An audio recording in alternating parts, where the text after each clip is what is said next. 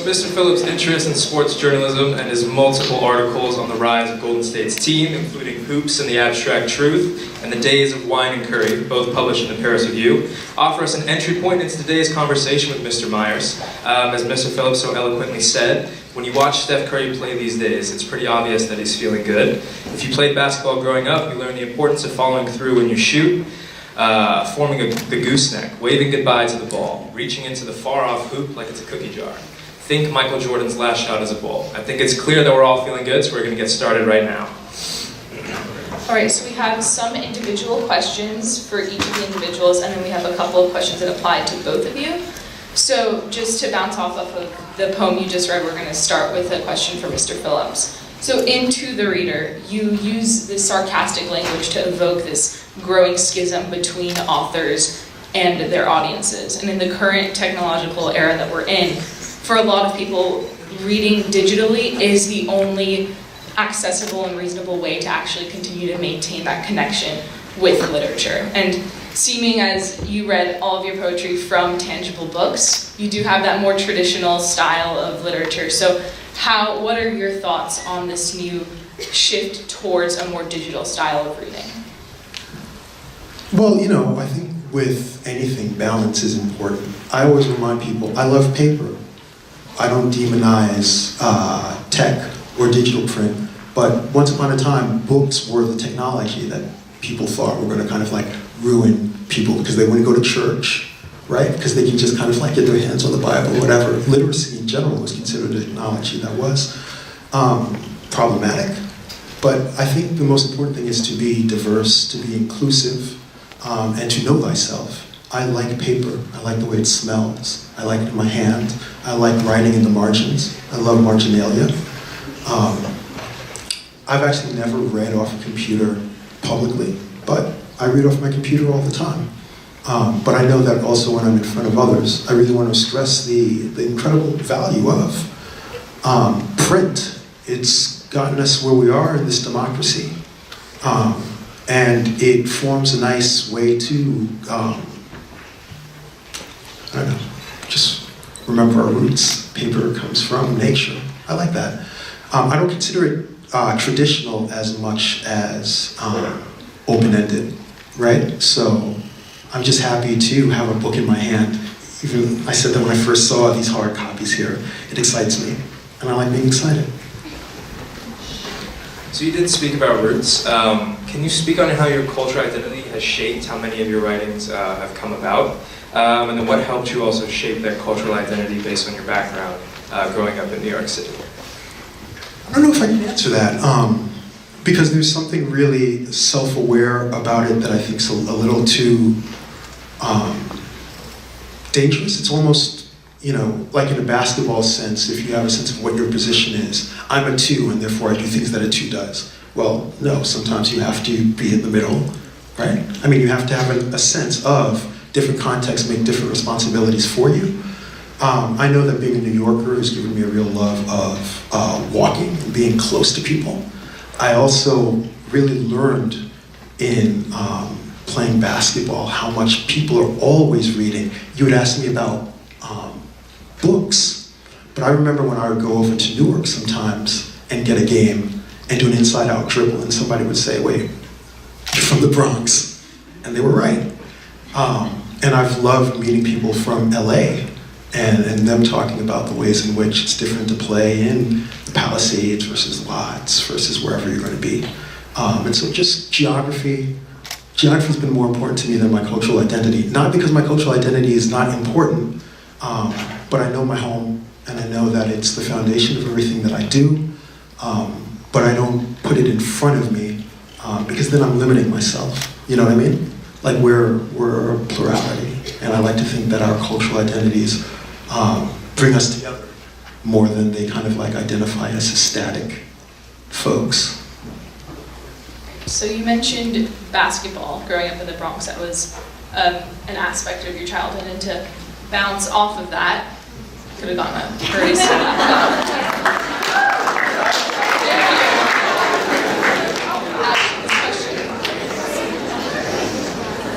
This question applies more to Mr. Myers. So after doing a little bit of research, I discovered that you actually didn't intend on playing basketball in college, and that you were looking for the crew coach at UCLA when you happened to run into the basketball coach. And that ended up starting your career of college basketball, but then you ended up deciding to pursue a law degree. And what, if you can touch upon this, what caused that shift, and how do you think your life would be different if you had actually pursued a professional basketball career? It's a lot, thank you. First of all, that was your ability to write and speak is amazing. I'm so envious of somebody that has control of our language like that. Thanks, Bob. I really appreciate it. I couldn't do it without you now.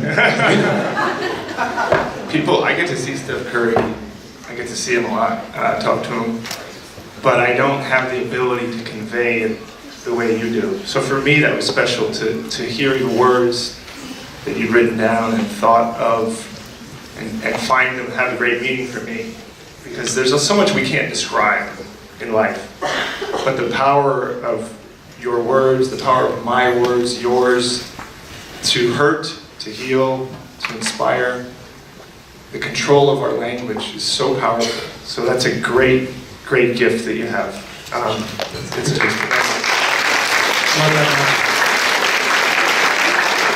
I'm sure into basketball or not. We'll see. Okay, so basketball. Sign me and let's find out. Yeah, we'll see. Maybe might need to. I would say the best part of that story is that, I think we all, you guys and girls around here trying to figure out your life. Some of you think you have, some of you are admitting that you don't have any idea. Some of you think you know, but you really don't. You don't even know that you don't yet. So there's all these things that are going through your head. The thing I was fortunate in at 17 or 15 or 14 was one thing I knew: I loved basketball. That was it. And I was lucky for that. Because to have a passion for something is important in life. So if you haven't found it, that's okay. But I was lucky I found it. But I wasn't going to play in the NBA. So when I went to UCLA, I went to UCLA to go to school. With the idea of my basketball days were over. Nobody told me that I could play basketball at UCLA. Actually, in fact, everybody told me I couldn't. So there's something inside me, inside you, I hope, that you are your biggest advocate in life, or you should be. Because without that confidence, I think you'll leave something on the table in your life. You'll leave something undone and finished. So for me, I did walk into UCLA thinking my basketball was over. But one person who I ran into, and this is not an embellished story, when I asked him about rowing crew, said, "Why don't you play basketball?" And I said, "I can't play basketball at UCLA." Of all the schools I considered going to, they were by far the best basketball school. So it wasn't even, the thought I had wasn't, well, maybe I could or maybe I should. It was, I can't. But one person said, "Why don't you try?" And I said, "I can't." And he said, "Well, why don't you just try? I'm not good enough. Just come out for the team." One person. So there's these crossroads in our lives, these pivot points. And I said, okay. And from then on, the way I made is I did everything I could to try and do that. So I remember going to practice and being kind of scared. Like, these guys are so much better than me. When you play basketball, it's intimidating. Being in the company of people in something you love that are clearly superior to you and not wanting to embarrass yourself. But each day I tried and I did what I could. By the time I was a senior, I started. So it was a journey well rewarded. But for me, the compass of my life is my basketball. It's not, I don't know if that's a good or bad thing, that's just what it is for me. So in my life, I've tried to be around basketball. And it's done a lot of good. But it doesn't matter what accomplishments I have, or if basketball paid me $2 or a lot of money. It's just what I love. So I kind of followed that. And that's kind of where I'm sitting today, just for that reason. So speaking about career paths and passions and whatnot, this one's for Mr. Phillips. Why write? What really compelled you to, I guess, pursue that? Well, I think Bob just said it all. Love, passion. The greatest thing you ever learn is just to love and be loved in return. You know, I often tell people when they ask me about writing, I say, if you can quit, quit. It's hard on you, right? Just like trying to make it in the league or in Europe, anywhere. Trying to make it in Andorra, it's hard. But you know, if you have it as a passion, don't let it go. You just commit to it. What's difficult, I think, especially not just for all of you, but you know, for faculty here and staff, and certainly for us up here, is kind of knowing a passion when it comes to you, when you sniff it. I didn't think I was going to be a writer. It was never my plan, but I never stopped writing, you know? And one thing that sussed me out in basketball, you're 6'9", so I don't know if this was your experience, but you get to a point where you reach a level where you can't see. You know, you literally can't see. For the speed and the size, you can't see. And so it doesn't make sense anymore, which is why you don't play well. You don't see things well. But with writing, I could see. And with musicians, with music, they can see. But something that gives you a clear path towards a better humanity. What I've done is, I loved the Warriors when they were terrible because I'm from New York, and so they felt like Knicks West. And then Bob came along and polished them off. And I found a new way to love them because they represent a type of true democracy, right? This thing I talked about positional responsibility. No, you know, the person who brings it up starts the play. That's probably part of what happened last night with the anger, supposed anger that fell out at the end of regulation. But yeah, I write because I'm passionate about it, and I'm really dedicated to finding out as much as I can about its history and the possibilities of its future, which is all of you. Can I jump in? My wife's brother passed away when he was 33 years old, and he spoke on finding your passion in life. And the best characterization of that journey in discovering what you want to do was simple. And it stuck with me. He said, find the work you can't not do. So I would ask, if somebody took away your pen and paper, you can't survive. Like you can't, I can't not, if all of a sudden there's a basketball game on over here with the worst players in the whole school, I would watch it. I couldn't not watch it. Respect. I'd have to watch the game. I'd be like, these people suck.